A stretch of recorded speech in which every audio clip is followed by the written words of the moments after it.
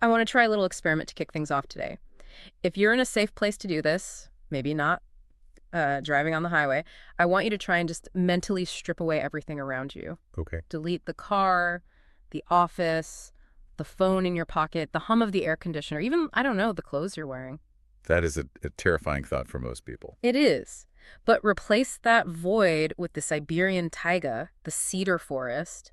The air isn't just cold, it's like sharp. It smells of pine and really ancient earth. Mm. And the ground, it isn't concrete, it's this mattress of needles and living soil. And standing there, you feel watched, but not in a creepy way. No. The sources describe it as an attentive feeling. Like the forest isn't just scenery, it's an active participant. It's aware of you.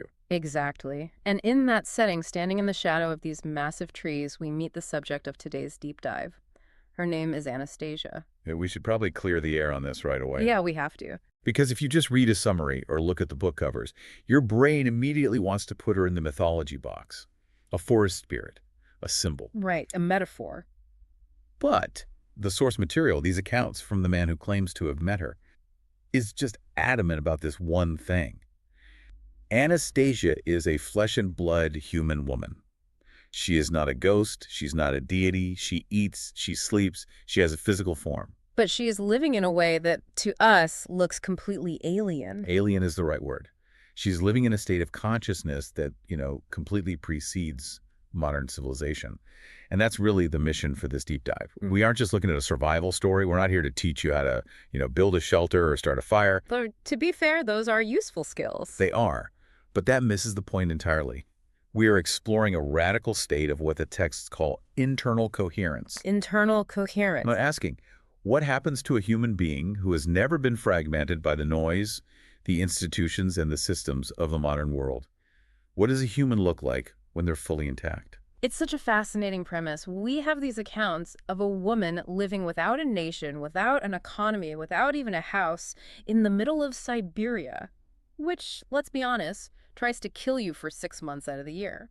And yet she isn't just surviving. She claims that we are the ones who are struggling. And that's the hook for me. She says humanity isn't broken, just distracted. No. So let's walk into that forest. I want to start with the logistics, because this is where my skepticism just kicks in immediately. Of course. The sources say she has no tools, no matches, no stored food. She is barefoot in the taiga. Barefoot in the taiga, that's the image. How is she not dead? I mean, seriously. Hypothermia, infections, starvation. How is she not a statistic in week 1? This is where we have to fundamentally shift our understanding of the word survival. Mm-hmm. In the West, and really in all of modern civilization, we see survival as a conflict. Yeah, man versus nature. It's a war. We build walls to keep the wind out. We burn fuel to fight the cold. We stockpile calories to fight hunger. It's an adversarial relationship. If I don't dominate my environment, it will destroy me. That's the baseline assumption. Precisely. But the sources argue that Anastasia doesn't survive by struggle. She lives by alignment. Alignment. Okay, that sounds nice, but alignment doesn't keep you warm when it's 40 below zero. Unpack that for me in the context of a Siberian winter. Well, it's about adaptation versus insulation. Think about it this way. Why do we need heavy boots and parkas? Because we've physically de-adapted from our environment. We're biological aliens in our own home. That's a great way to put it. Anastasia belongs to the land. The text describes her body not as a fortress, but as this permeable part of the ecosystem. So biologically, she's different. Functionally, yes. The sources describe her posture as relaxed, but incredibly precise. She isn't shivering and fighting the cold. Her thermoregulation is adapted to it. She isn't fighting hunger because she knows the ecosystem so intimately that food is just available. Okay, but there's a detail in the reading that I have to push back on, the squirrels. The squirrels. The text claims animals, specifically squirrels, bring her cedar nuts. They jump on her shoulder and offer her food. And to me, that sounds like a Disney movie. It sounds like Snow White. I get it. Yeah. It makes it hard to take the rest of it seriously. I understand that reaction. Yeah. It sounds impossible to us. But look at the logic presented in the text. If you are an organism that is perfectly integrated into the web of the forest, and you emit no aggression, no fear, and only what she calls the ray of love. The ray of love, we're going to come back to that. It sounds, I don't know, a bit fluffy, but the text treats it almost like a physical force, right? Like gravity or something. Exactly. It's treated as a tangible energy. Yeah. She isn't a virus attacking the host. She's an organ within the body of the forest. The forest supports her because she is part of it.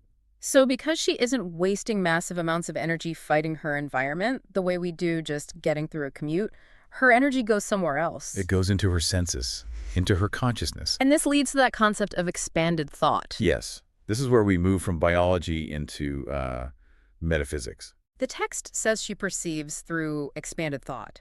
It describes moments where the visitor arrives and she doesn't ask, "Who are you?" or "Why are you here?" She just knows. It's not presented in a spooky psychic hotline way. Think about how we get information today. If I want to know about you, I Google you. I look at your social media, I ask you questions, I analyze. It's data collection. It's slow. It's slow and it's external. Anastasia seems to demonstrate that if you are completely aligned, completely coherent with the database of the universe, if you will, you don't search. You access. Like a direct download. It's the difference between reading a book about a room and just standing in the room. If you're in the room, you don't need a description of the furniture, you just see it. Mm. For her, that room is the entire world. It's humbling, honestly. It makes me realize how much static is in my own head. I can't even remember where I left my keys half the time because I'm thinking about an email I need to send or what to get for dinner.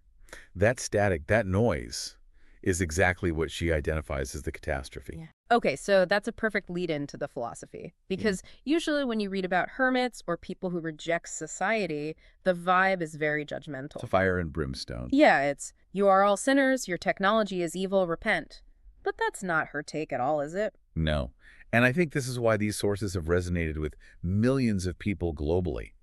She doesn't view the modern state of humanity as sin. She calls it forgetting. Forgetting. It's a tragic diagnosis, not a condemning one. She's saying we haven't become evil. We've just forgotten how to be human. We've forgotten how to listen, how to feel the land, how to create without destroying. There is a line in the source that I highlighted like 3 times. She says, "When thought became louder than love, creation became destructive." That is the core thesis. Yeah. When thought became louder than love. What does that actually mean in practice, though? Well, look at our world. We are incredibly smart. We have split the atom. We have built the internet. We have amazing thought. But because that thought is disconnected from love, from that fundamental connection to life, our creations tend to have side effects. Right. We build a factory to make things, but it poisons the river. We Uh-huh. build social media to connect people, but it creates depression and division. We solve one problem and create 3 more. Yeah. Because the thought is isolated. It's not holistic. Anastasia argues that the human mind was designed to shape reality, but only when it was coupled with the sensitivity of the heart. We started externalizing our power. Externalizing power. You mentioned this before we started recording. Think about a bulldozer. A bulldozer is externalized power. We created it because we forgot how to work with the land directly, how to grow things with ease. We replaced relationship with force. We replaced the ray of love with a diesel engine. So is she a Luddite? Is the takeaway here, smash your phone, burn the bulldozer, because if so, I'm out. I like my hot showers. And this is the nuance that people often miss. She doesn't reject technology out of fear. She rejects it when it acts as a prosthesis. A prosthesis. Yeah. If you use technology to avoid feeling the consequences of your actions or to avoid doing the spiritual work of living, that's the problem. Her path isn't about regression. She isn't saying go back to the Stone Age. She calls it restoration. Restoration of that original capacity. Restoring the human ability to be a partner to the planet rather than its manager or its jailer or its victim. Okay, so I'm listening to this and I'm captivated by the idea. The romantic part of me wants to run off to the woods, but the realistic part of me has a mortgage. Right. I have kids in school. I live in a suburb. Most of our listeners aren't going to move to Siberia and hope the squirrels bring them nuts. And to be clear, she doesn't ask them to. She doesn't. No.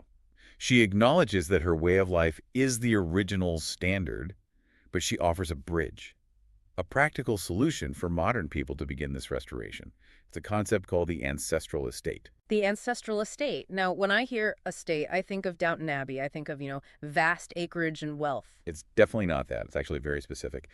In her philosophy, an ancestral estate is a small piece of land, usually about 1 hectare. That's about 2.5 acres. That's manageable. Very manageable. And the idea is that one family line coexists with that specific piece of land in a mutually nourishing relationship across generations. But hold on.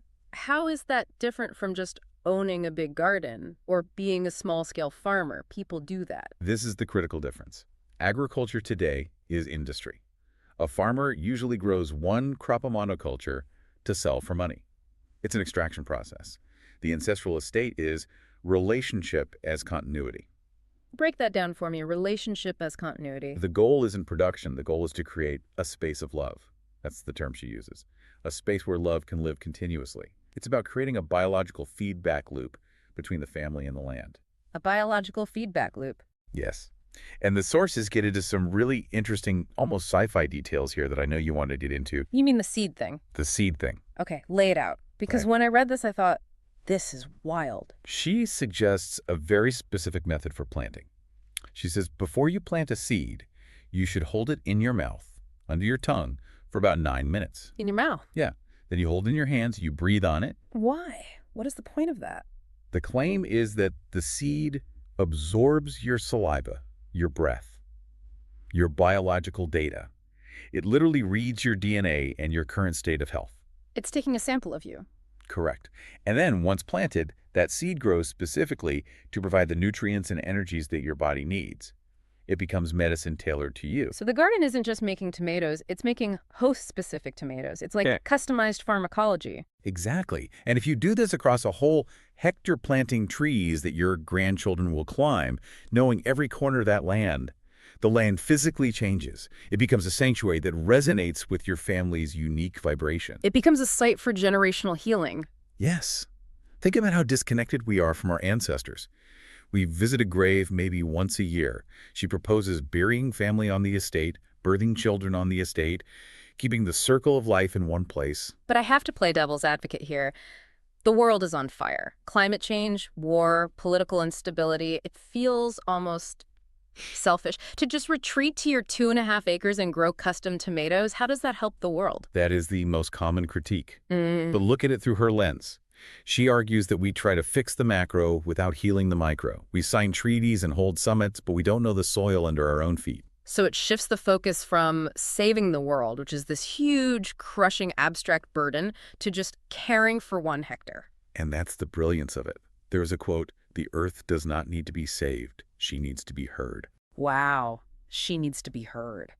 If every family just listened to and cared for one small piece of land, the global problems, pollution, hunger, carbon sequestering would solve themselves. It's fractal.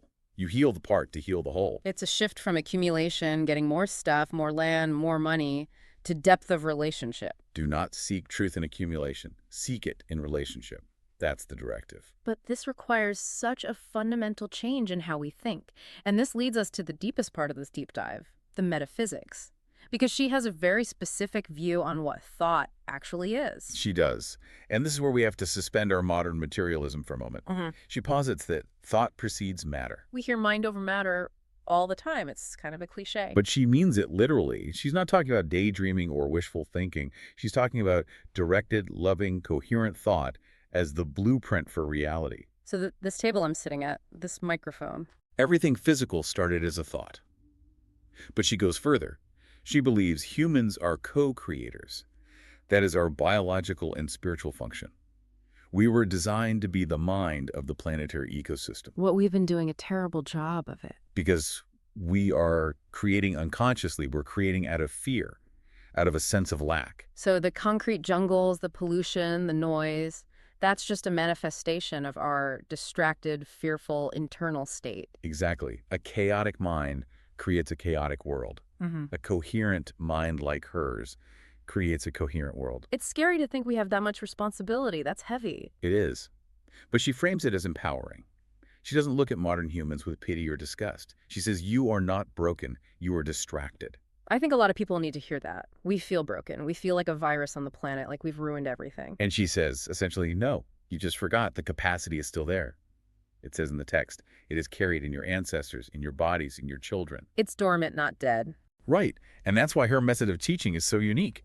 Did you notice she never commands? She never hands out a list of thou shalt nots. Yeah, she doesn't hand out pamphlets in the woods. No pamphlets. Yeah. She reveals through demonstration.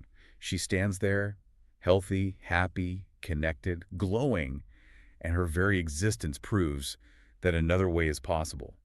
She's the proof of concept. She's holding the door open. She's not dragging you through it. And she emphasizes that this restoration doesn't require permission.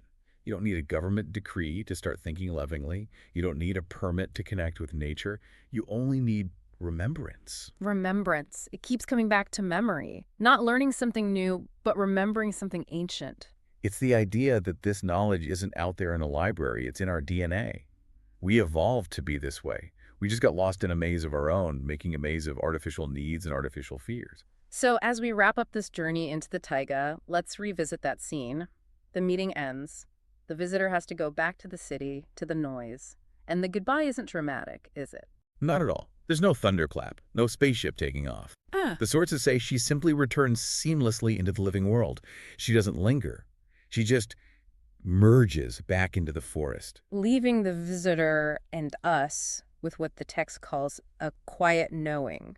It's the difference between instruction and knowing. Instruction is something you memorize. Knowing is something you feel in your bones. We started this deep dive talking about the ringing cedars. That's the name of the book series, but it's also a physical thing in the text. I want to leave our listeners with that image. It's a powerful metaphor, but in the books, it's described as a real phenomenon. A cedar tree that has been storing cosmic energy for centuries.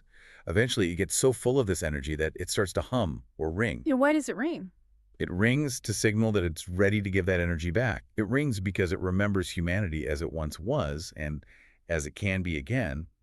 It's holding the vibration of that original connection. It's like a tuning fork. Exactly, a tuning fork for the human soul. It's ringing to remind us of who we actually are when we strip away the distraction, the fear, and the noise. So here is our question for you listening to this right now. Maybe you're stuck in traffic, maybe you're staring at a screen. If you get quiet enough, what part of that memory is still ringing inside you? What have you forgotten that you are ready to remember? Thanks for diving deep with us. We'll catch you on the next one.